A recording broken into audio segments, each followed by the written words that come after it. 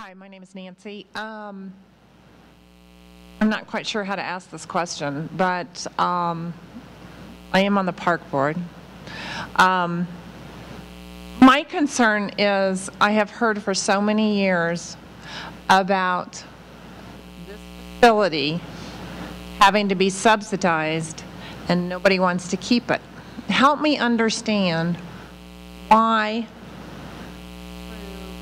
word of mouth and the way the city council discusses in their meetings that we are wanting to get rid of this facility because it's such a burden, obviously on the finances here, but yet we're only showing 19.8%. You've cut them to a bare minimum here. We built an add-on here. Help me understand, did we build it before we had any money that really was there and now we're strapped? If you look at the expenses at the community center, and really if you go back, and you can go through our audit and you can actually see the number, and it stands out fairly well, is that if you look at that Parks and Recreation total since 2006, it has decreased. It has stayed between 2.8 and 2.7 million. So there aren't increased expenses that are being generated by Parks and Recreation. So the subsidy, so the subsidy that we see today doesn't look a whole lot different than the subsidy 5 or 6 years ago. And I would guess, I would guess that the reason that you hear more about it now is that as things constrain, people start putting things into categories. And one of the categories that you hear people, what people will say is we have wants and needs. And Parks and Recreation always ends up in the want column, and police always ends up in the needs column. And so the question becomes, and it goes back to that mirror quote that I told you, these things are all tied together. If you don't have a vibrant parks department and you don't have vibrant activities, there's not a compelling reason for people to pick Mission over Prairie Village. If you have a community center, you have something that Prairie Village doesn't have, and by the way, Prairie Village wants to have one. And there's a reason they want to have one. It's a benefit to the community. So the question that you then have to ask is, what's that intrinsic value and how much is that worth in terms of a subsidy? And I think for the most part what we've tried to do is that we've set a rate at which we want to recover our costs, understanding that we can't ever get to 100%, but we can do our very best to achieve 80%. And 80% is really good in the community center world. I hope you don't cut us anymore. Recreational activity in this facility is awesome. It just can't be cut because they're running at bare minimum right now to keep us alive. Right. Thank you.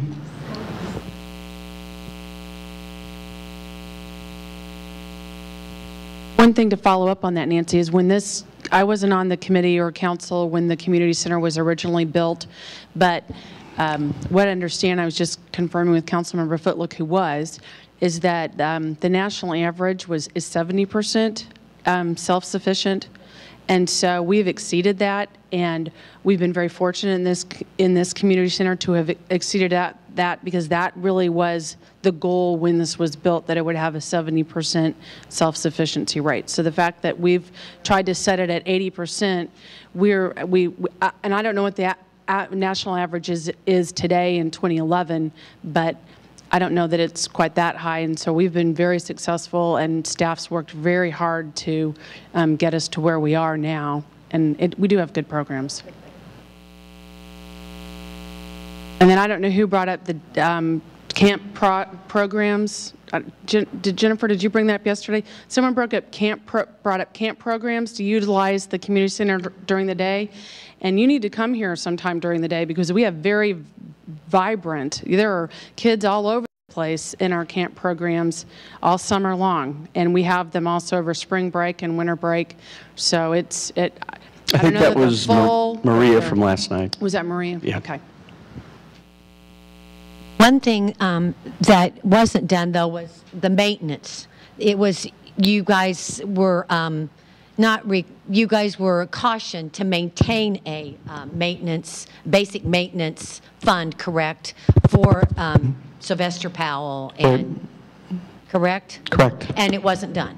Yeah, and I would also say that the APWA had maintenance standards for streets that said that we should be setting aside $300,000 to $400,000 starting in probably 1970, and that wasn't done either. Correct. So it becomes a I question mean, of... that's basic, what we would do in our own Right, finances. right, but I don't think you can just pick one building out and one reserve. There's Oh, no, that's true, several. but I mean, we were cautioned that it wasn't going to be a necessary expense that was never acted upon. I mean, storm drainage took precedence over maintenance for Sylvester Powell. Is that correct?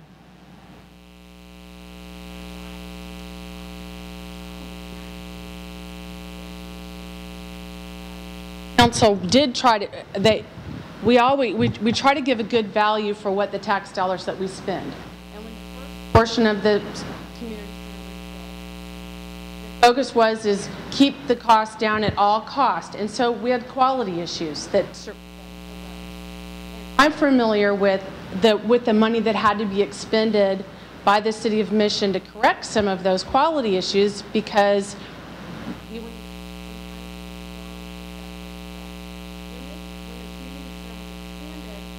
looked at an overall package saying, all right, maybe something's going to be a little more expensive on the front, but the lifetime expense,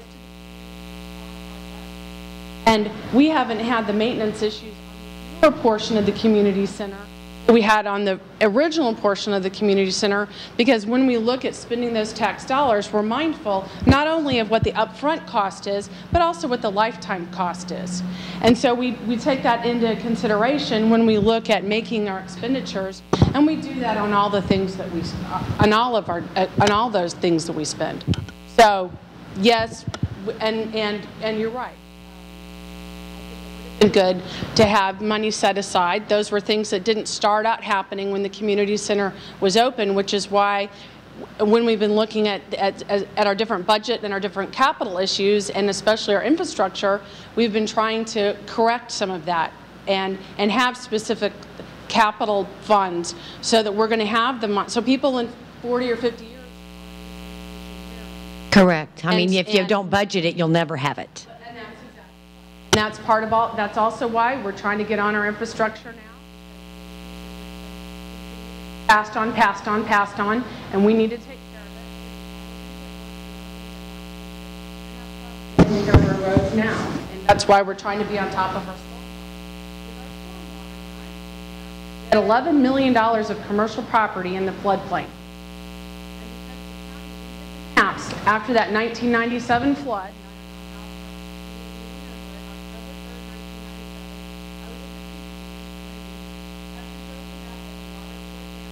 flooded in places people never expected it to flood. And after that, the county commissioned new maps. And they had people come out with Schaefer Klein and Warren, and they came out with all the civil engineers came out and found out that a lot of the elevations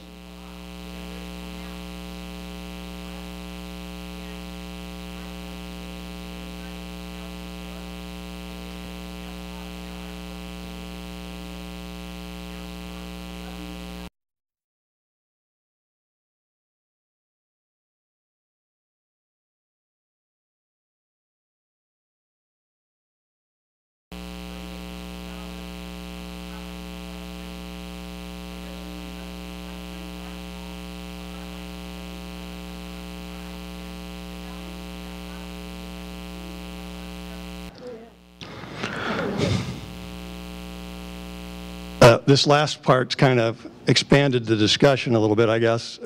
So far, up until there, we'd only talked about the general fund, and now we've thrown in stormwater and transportation, which aren't anywhere on the chart that you showed up there tonight.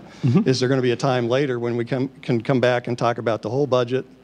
Or is the whole budget get done when you do your, I guess there's another public meeting? Yeah, we're going to have, I anticipate, I put a preliminary calendar together, and I tried to leave it as open as I could to allow as much public discussion, and to not try, one of the criticisms that I heard last year, and I'm trying to learn from it, is that you would come to public meetings and we would have 15 charts. And we'd fly through the charts and we'd tell you all the reasons. And we didn't leave enough time for people to ask questions and to throw out their ideas. And so this year what we're trying to do is not talk so much and listen a lot more. So that will be at the July City Council meeting? No, July. We'll probably have a couple of these in July, towards the end, and then a couple in August. When is the whole budget? I mean, you've got two different tracks going. Well, in One is the end the of July, general fund that you we'll gotta talk do. about capital, and then the beginning of August, we'll bring this part and the capital together. And then by August the 17th, which I think is our council meeting, that's when we approve our total budget. Total budget will be, No, this is just the operations. that's just one of many funds. I got- Right. when you said No, I said, I think I was, and David, I think I was pretty cautious. I said general government expenditures like 2 slides back to make sure that everybody knew that this Yeah, but wasn't that's- capital. You and I may be the only people that know what that means, or people in the city. It could be. Yeah, so I mean, that might need to be clarified a little more. Yeah. And then one other be. comment was, there was a comment about the general fund being shrunk. Well, actually, what's been shrunk out of the general fund is transfers to other funds. The cost of Correct. services paid for out of the general fund have not gone down. So far, they've gone up or stayed the same every year. Yeah, they stayed the same since 2008, and our transfers have decreased. And then in this forecast, it still shows transfers, if you notice, in the Yeah, they're forecast. down there at the bottom on that one. Right. Sometimes Yeah. we see things that say the general fund has gone down. Well, it's the transfers, which Versus are not kept on. exactly spending. Those are being moved someplace else. Right. That's where the challenge is for Yeah. me to figure out where all these Yeah. funds are going. And then the other thing with transfers is we increased them a lot. I mean, if you go look at transfers out of the general fund before 2003, I would guess that you hardly saw any. And starting in 2003, 2004, we really kicked it up in terms of taking money out of the general fund and putting it into capital to fix streets and stormwater as much as we could. And your schedule here pretty much reflects Right. that you basically created other revenue streams, which Right. is kind of good for the city, not necessarily the taxpayers who have to pay some of them. But Yeah.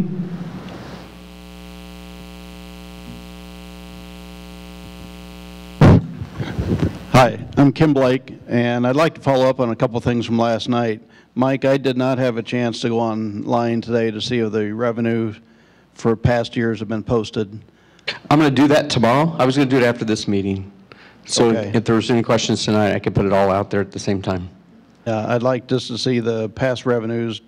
2011, I think you said it was 10.1, Uh-huh. and then I'd like to see 2010, 9, and 8. I think I saw Mr. Conrad had a chart there. Are those our budgets from like 2004 through 2000?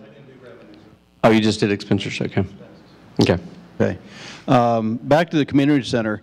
It's a wonderful asset for the city, but when it cost, and I think we were mistaken last night when I said it cost $400,000 to $600,000, In subsidy. in subsidy a year, but Right. I don't think that's correct.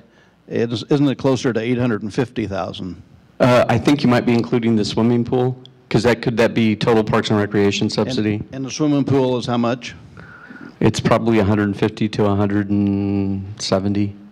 So we're still at 700,000, so that 400 to 600,000 really wasn't right last night. And I said, we've done that over the last 10 years. It would be on the community center. Total Parks and Recreation is probably that number, and it probably excludes capital as well. 850,000, whether it's the pool, the outside pool, and the community center, is bumping $1 million.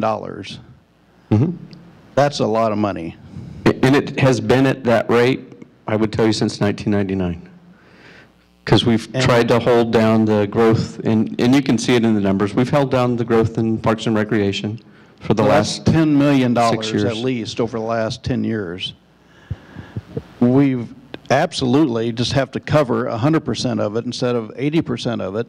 And again, this is a wonderful facility, but somehow someone's going to have to figure out how to get more revenue out of it. You've cut expenses as much as you can, but you've got to get more revenue. One thing that was touched on last night, and if I'm not mistaken, we have somewhere between 22 and 2,300 members. Off the top of my head, I don't know. That's what I saw last night, was 22 to 2,300. It's been as high as 2,500. We need 4,000 members. So how about doing a membership drive? How about inviting Prairie Village? They don't have a community center. Here, we have a beautiful one here. You can do it at the same rates as Mission rates and put one rate out there, and let's get the membership up 50% so that we can generate enough revenue to pay for the place. Because the city does not have the funds to subsidize it. Any private company cannot lose money year after year after year and stay in business. Okay, can I take your side for a while? Sure. Right. So I'm on your side, and I say, Prairie Village, you come here and you pay the same rate as a Mission resident. If I'm a Mission resident and I'm not a member and I'm subsidizing Prairie Village residents to be here, I can't think that I'm real happy about that.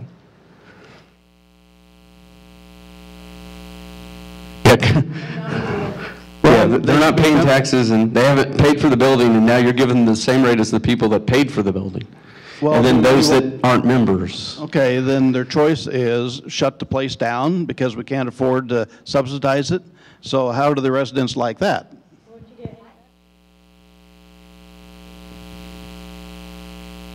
You could. There's options out there, or ways to market the center, which is not being marketed.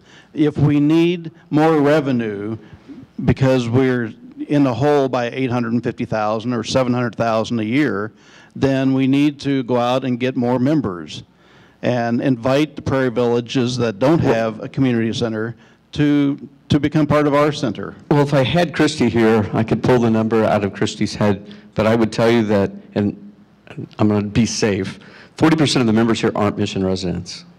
So we're doing a very good job in terms of marketing it to other people outside of Mission. If we didn't have that 40%, it would be much worse. And when we send out our Parks and Recreation brochures, it's not just to Mission, it's to a larger area, and it's to do just what you're describing, which is to entice people to participate and become members in our community center.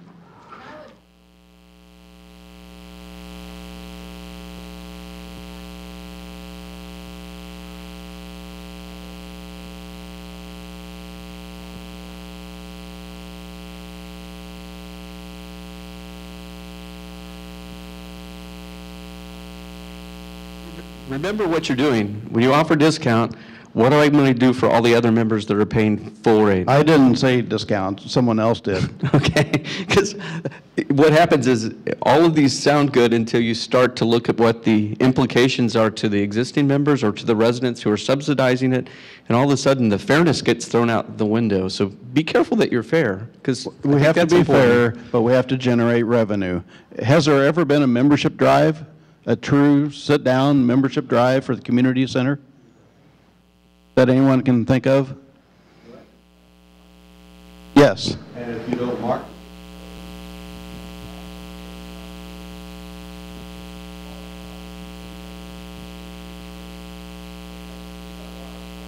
You mentioned that about 80% of the stormwater system has been completed.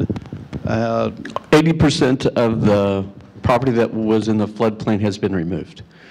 Then what is the 20% that has not been removed? The 20% would be Woodson properties, the apartments that are at the northwest corner of Martway and Woodson, the house on the west side of the creek that comes out of Countryside by the tennis courts, and I forget the couple's name who owns that house, and I think maybe the one next to him, it's into the yard. But in terms of structures, it's in that area. And then the Harley-Woods property that the city owns.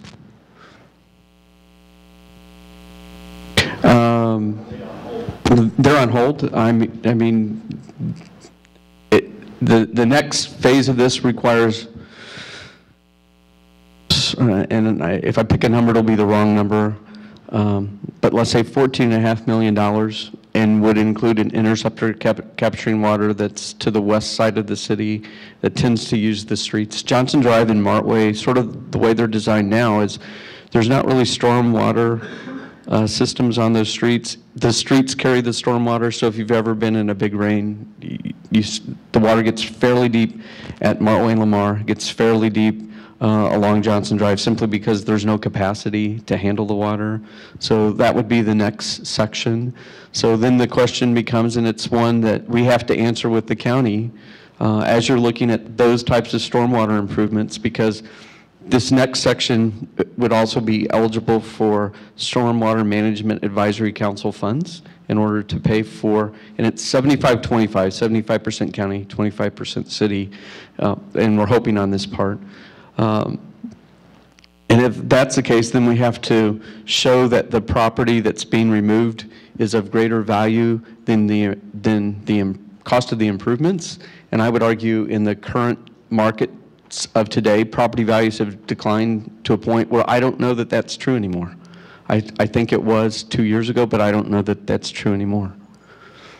So in that case, the county would say, don't spend your money on stormwater improvements, just purchase the property and take them out of the floodplain.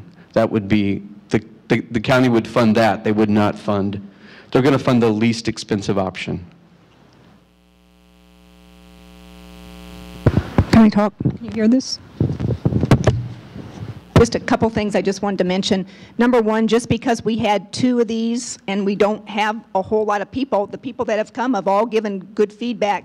We do have a website, and people are always welcome to turn in comments or things to the website or call any council member that you want. I just want to add something about a couple of things that if I sat on the outside looking in, I may not realize either. And one of those is that bridge. And I'm telling you, John Weber and I raised holy hell over that bridge and what we paid. And we continue to. And John and I have not given up on that. So I think sometimes what may appear that we all just jumped on board and said, let's pay for it, is not actually the case. We all went, the mayor went over and talked to Mayor Reardon personally. Some of the commitments to do things may have been done in the past, too, that maybe we're taking responsibility for. But I think we need to look holistically. Call us, ask us, how did you vote on that, and why did you do that? It may not always seem as pretty as it is or as ugly as it appears. Why did you all just go on board and say, spend money and do that? At the end of the line, what we were faced with was, we have people in Mission that have to go across that bridge. Can we look out and can we go to sleep at night knowing that their welfare is on the line if that bridge fails? And that's what we were left with until Wyandotte County will come up with the money. And I guarantee you, as long as John and I are on this council, we're going to continue fighting for that bridge money. Another one is a retail store that's at the west end of town, and if you go back and look at the records on how the building and the property was funded, the proposal that the council got was to have a specific retail organization pay for everything itself and then charge the city for it. And John and I took 7 hours one day and went through every component we could to find out if there were other options. Well, when the vote comes out, you don't see all that. And I'm not necessarily telling you support us, but you don't always see all those decisions that are being made in the back that are trying to look out for your tax money. Because before we were ever city council, we're citizens just like you, and I don't like paying taxes any more than anybody else does. I promise.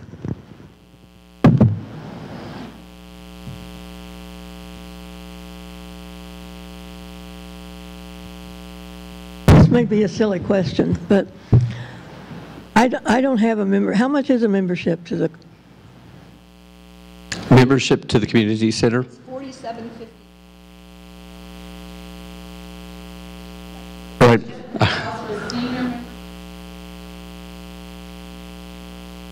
I can't hear you. There's a table. There's a whole bunch of different rates depending on Well, if you're by yourself or you have a family, resident or non-resident. But I wanted to see the movie one day. And because I have Coventry insurance, I didn't have to pay a membership charge. Why is that?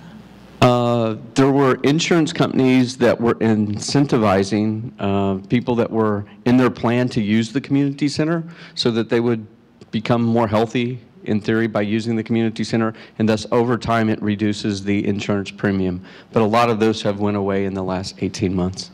Gone now? A lot of them have, yes. It ought to be gone. Watching that movie. Right. What? You didn't get healthy.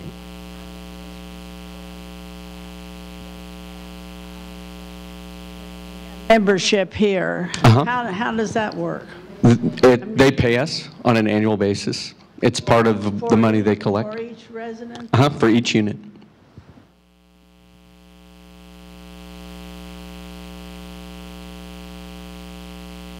Well, if there's no other questions, what you're going to see in July, end of July, is that we'll have one where we talk about capital, even though we've talked a lot about capital tonight. And then in August, probably the first week of August, we'll bring the general government side and the capital side together and talk about them together in terms of one budget resolution. And Laura Smith, last night and tonight, has been taking notes. We didn't write as much on the board tonight as we did last night, but we'll post all the comments that we've heard.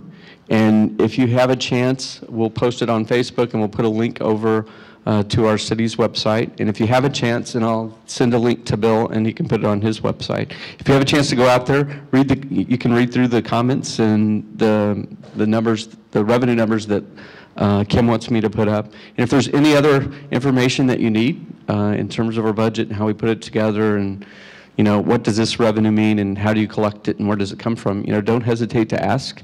Josh does a really good job on our Facebook, so if you post questions there, we can usually get answers back in a day.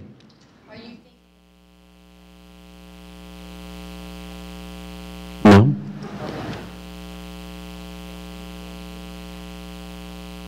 Taxes, a city sales tax? Yeah. No, the only tax that we vote on in Kansas is sales tax. Property taxes can be levied by a city council, a county commission, a fire district board, and there's no vote. And there never has been. To understand how you pay for the things that we deliver every day and what are the component pieces. And I think some of the discussion of the community center, why it can be uncomfortable, you need to understand that the community center is subsidized and has been for a long time. And that is a part of our budget. And if you start mixing it with capital, then all of a sudden you're talking about a subsidy, but aren't we also subsidizing like stormwater? Well, in a sense we are, but that's a capital. And as Mr. Conrad would tell you, those are really two distinct areas in terms of how they show up and how you talk about them. One's about delivering services and one's about building things. Yeah. I just don't see a whole bunch of 501c3s out there that are looking to buy something that's worth about $20 million. Because then the question is, how much do you sell it for?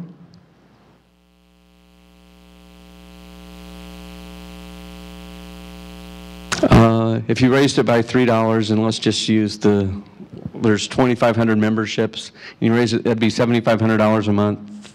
So over a course of a year, 100,000 maybe. Yeah.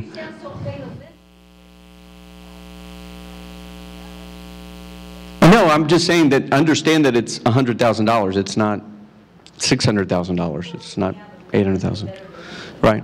And then remember, I will tell you the last time that we raised the rates, we got a lot of people that said, I'm not going to be a member anymore. So if in that we raised it $3,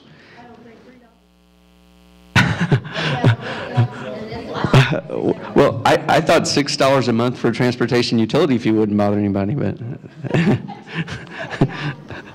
so $3 does bother people. So if you lost 50 members and they were paying $50 a month, so what's that? Did you think about off the lights? If you Anything that you think. right, it goes back to sort of that Muir quote. If you start we've seen this in other places. If you start reducing the hours, then it's not as attractive to people who work and come here after 6 or 7 or 7 or 8, and then all of a sudden you've lost more members, and the object is not to lose members, it's to. But I mean, I think when you make that statement and you don't look at our revenue numbers have increased here, which means that we're marketing it more. So to say we're not marketing it wouldn't be true either. Yeah, there is, but so I'm hearing more people.